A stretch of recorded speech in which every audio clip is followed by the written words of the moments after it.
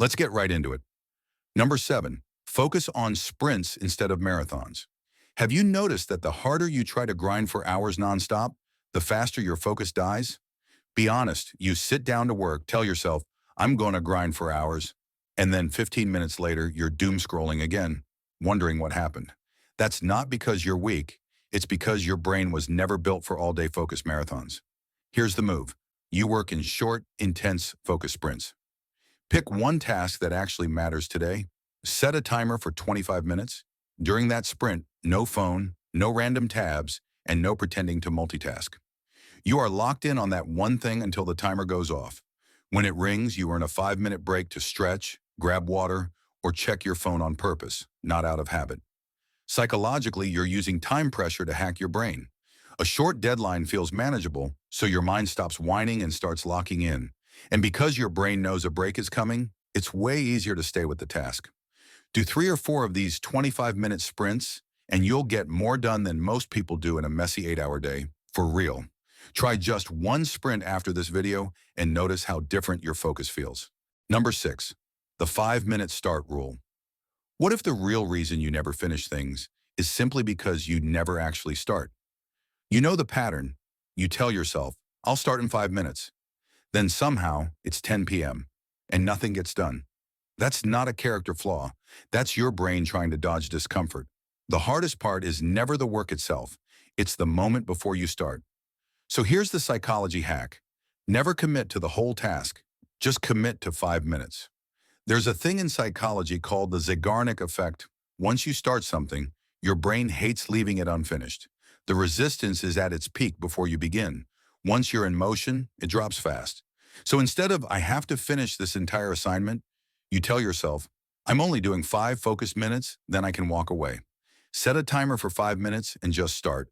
Open the document, read the first page, write the first line, and answer the first email. No drama, no pressure. What usually happens? When the timer goes off, you're already in the flow, and you think, I'm actually in it now. Might as well keep going. You turned a mountain into a tiny step. Do this every day, and your procrastination habit slowly cracks, because your brain learns that starting is actually easy, not scary. Number 5, if-then focus plans. Does your whole day fall apart after just one notification or distraction? It can feel like your day gets hijacked by random stuff. One notification, one DM, and all your plans are out the window. That doesn't always mean you lack discipline. Sometimes it just means your brain is running on autopilot with no clear instructions. This is where if-then plans come in. Your brain loves simple rules. In psychology, they're called implementation intentions, but think of them as scripts. If X happens, then I do Y. When you set those up in advance, you don't have to make a decision in the moment. Your brain already knows the move. So you decide on a few rules like, if it's 7 p.m., then I sit at my desk and study for 30 minutes. If I make coffee in the morning, then I open my laptop and start my most important task. If I feel like checking my phone, then I wait until the timer ends. Say these out loud. Write them on a sticky note near your workspace. The more you repeat them, the more your brain turns them into autopilot behavior. After a few days, you'll catch yourself following the script without thinking. That's your brain finally working with you instead of against you. Number 4, controlling your cues. What if your desk is quietly destroying your focus before you even start? Take a second and look at your setup. Your desk might look like a mini disaster. Snack wrappers, random notebooks, and your phone sitting right there lighting up every few minutes. And then you blame yourself for having no focus. Here's Psychology 101. Your brain reacts to cues in your environment. Your phone on the desk is a cue. Open tabs are cues. Game controller nearby? That's a cue.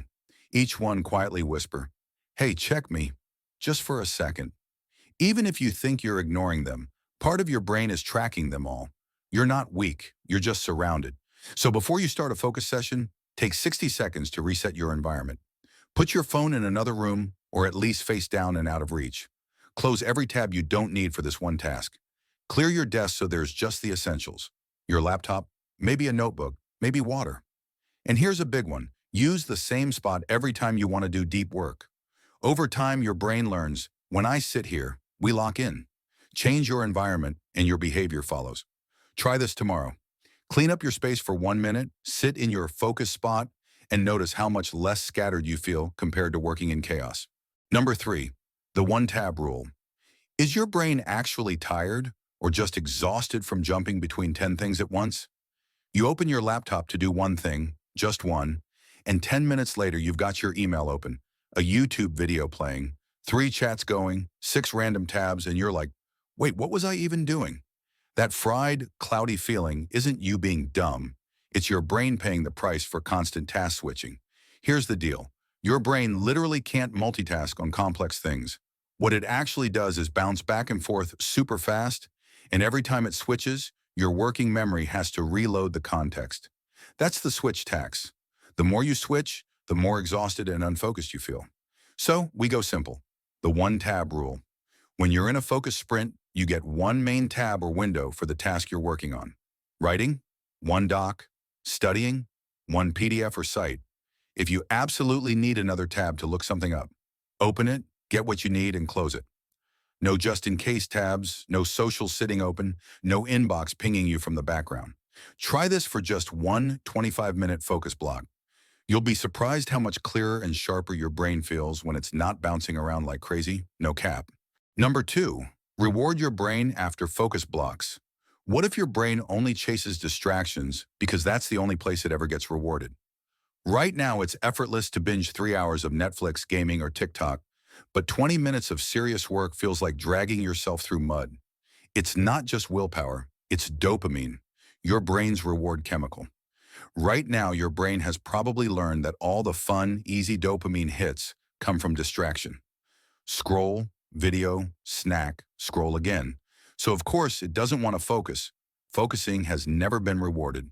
We're going to flip that relationship. Here's the simple rule. The reward comes after the focus, not instead of it. Do one 25-minute focus sprint and then deliberately give yourself a small reward. 5 minutes on your phone, a snack, stepping outside, watching one short video, or whatever feels good. But you only get it after the work block. The rule is no focus, no reward. Keep the reward small but consistent. After a few days or a week, your brain starts linking that good feeling with being focused, not with avoiding the task. You're basically training your brain like a smart puppy, not by yelling at it, but by calmly rewarding the behavior you want more of. And it works. Number 1, the 2-minute focus reset. Have you ever thought your brain was broken when you couldn't focus, even on simple stuff? You sit down to work and your brain just feels fried. You read the same sentence 5 times, nothing sticks, and all you want to do is tap out. You start thinking, what is wrong with me? Low-key, nothing is wrong. Your nervous system is just stuck in stress mode. When you're anxious, overloaded, or overstimulated from constant scrolling and noise, your body goes into fight or flight. Your heart rate goes up, your breathing gets shallow, and your thoughts start racing. Trying to focus in that state is like trying to read a book next to a car alarm. Instead of forcing it, you hit a reset.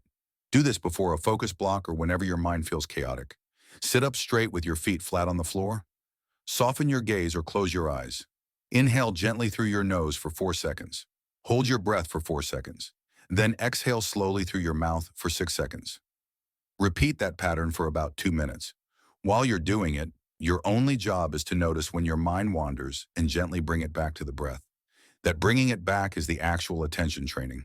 2 minutes of this and your brain feels quieter, clearer, and way more ready to lock in. So which of these 7 tricks will you try first? Let me know in the comments. Hit like if this helped, subscribe for more psychology-based videos. Thanks for watching.